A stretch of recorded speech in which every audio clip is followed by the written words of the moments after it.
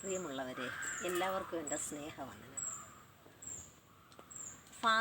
Reverend father TJ Joshua Malayala Manorama ദിനപത്രത്തിൽ ഞായറാഴ്ച ദിവസങ്ങളിൽ എഴുതുന്ന ഒരു പങ്ക്തിയുണ്ട്. അതിൽ നിന്ന് കിട്ടിയ ഒരറിവ് നിങ്ങൾക്ക് പകർന്നു തരുന്നു. കപ്പും കാപ്പിയും, അതാണ് തലക്കെട്ട്. കപ്പും കാപ്പിയും. വിദ്യാർത്ഥികളും അധ്യാപകരും തമ്മിലുള്ള ബന്ധം അഭിമാനാർഹമായി നിലനിന്നിരുന്ന ഒരു കാലമുണ്ടായിരുന്നു. ഗുരുവിനെ ദേവതുല്യം ആദരിക്കുകയും ശുഭമുഹൂർത്തങ്ങളിൽ അദ്ദേഹത്തിന് അർഹിക്കുന്നതായ ദക്ഷിണ കൊടുത്ത് വന്ദിക്കുന്നതും നിലനിന്നു പോന്നു. ഡോക്ടർ ബാബു പോൾ അദ്ദേഹത്തിൻ്റെ സർവീസ് സ്റ്റോറിയായ കഥ ഇതുവരെ എന്ന പുസ്തകത്തിൽ അദ്ദേഹത്തിനെ പ്രൈമറി സ്കൂൾ മുതൽ പ്രീ ഡിഗ്രി വരെ പഠിപ്പിച്ച എല്ലാ അധ്യാപകരെയും പറ്റി പ്രതിപാദിക്കുന്നുണ്ട്.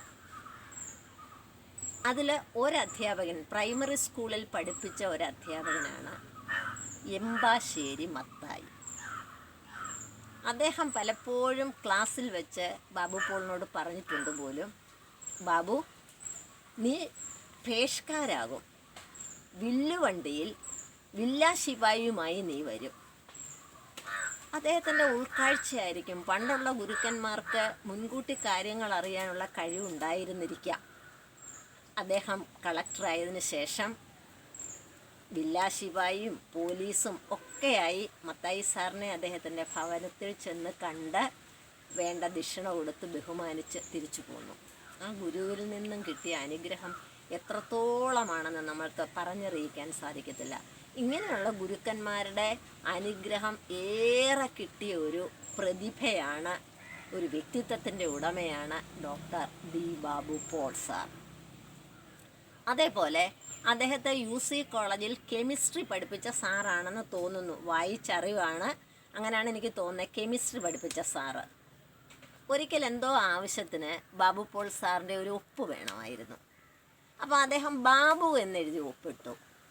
അപ്പോൾ ആ സാർ പറയുകയാണ്, ബാബു, നീ കളക്ടറാവുമ്പോൾ നിൻ്റെ ഈ ഒപ്പിന് അല്പം കൂടി ഡിഗ്നിറ്റി വേണം. അതുകൊണ്ട് നീ ബാബു പോളിന് തന്നെ എഴുതി ഒപ്പിടണമെന്ന്. നോക്കിക്കോണേ. അപ്പോൾ ആ സാറും കണ്ടു ബാബു പോള് പിൽക്കാലത്ത് കളക്ടറാകും അല്ലെങ്കിൽ IAS നേടുമെന്ന്. അപ്പം ഗുരുക്കന്മാരുടെ ഒരു ഉൾക്കാഴ്ച ആയിരിക്കാം അത്. ഇന്നുള്ള ഗുരുക്കന്മാർക്കൊക്കെ ഇത്രമാത്രം ഉൾക്കാഴ്ച ഉണ്ടോ എന്നറിയത്തില്ല. അദ്ദേഹത്തിൻ്റെ പുസ്തകത്തിൽ നിന്ന് ഞാൻ വായിച്ചറിഞ്ഞതാണ്, ഒരു ശിഷ്യനെങ്കിലും ജീവിച്ചിരിക്കുന്നിടത്തോളം കാലം ഒരു ഗുരുവും മരിക്കുന്നില്ല. ഒരു യൂണിവേഴ്സിറ്റി പ്രൊഫസർ ഉണ്ടായിരുന്നു. അദ്ദേഹം തൻ്റെ ബാച്ചിലെ പൂർവ്വ വിദ്യാർത്ഥികളെ സ്വഭവനത്തിലേക്ക് സ്വാഗതം ചെയ്ത് പൂർവ്വ വിദ്യാർത്ഥി സംഗമം ഹൃദ്യമായി നടത്തിയിരുന്നു. അപ്പം എല്ലാവരും വരും, ഒരുപാട് കാലം കൂടി കാണുകയാണ്, അവർക്കെല്ലാം ഒരുപാട് കാര്യങ്ങൾ പറയാനുണ്ട്. അതെല്ലാം ഒരു ഹൃദ്യമായ അനുഭവമാണ്. അതുപോലെ വിഭാര്യനായിരുന്ന പ്രൊഫസർക്കും തൻ്റെ ശിഷ്യന്മാരെ നേരിട്ട് കാണാനും അവരുടെ അനുഭവങ്ങൾ നേരിട്ടറിയാനും കഴിഞ്ഞതും വലിയൊരു ഹൃദ്യമായ നല്ലൊരു അനുഭവമായിരുന്നു അദ്ദേഹത്തിൻ്റെ. സംഗമമൊക്കെ ഇങ്ങനെ നടക്കുന്ന വേള, വീട്ടിൽ വെച്ചാണല്ലോ സംഗമം നടക്കുന്നത്. അദ്ദേഹം മുറിക്കുള്ളിലേക്ക് പോയി. തിരിച്ചു വന്നത് വലിയൊരു പാത്രം നിറച്ച് കാപ്പിയുമായിട്ടാണ്.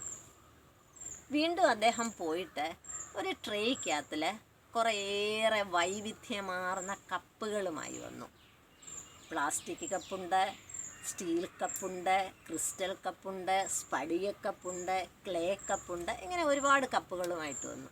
എന്നിട്ട് അദ്ദേഹം തൻ്റെ ശിഷ്യഗണങ്ങളോട് പറഞ്ഞു, ഞാൻ എൻ്റെ കൈ കൊണ്ടുണ്ടാക്കിയ കാപ്പിയാണ്, നിങ്ങൾ കപ്പുകളെടുത്ത് അത് പകർന്ന് കുടിക്കൂ എന്ന് പറഞ്ഞു.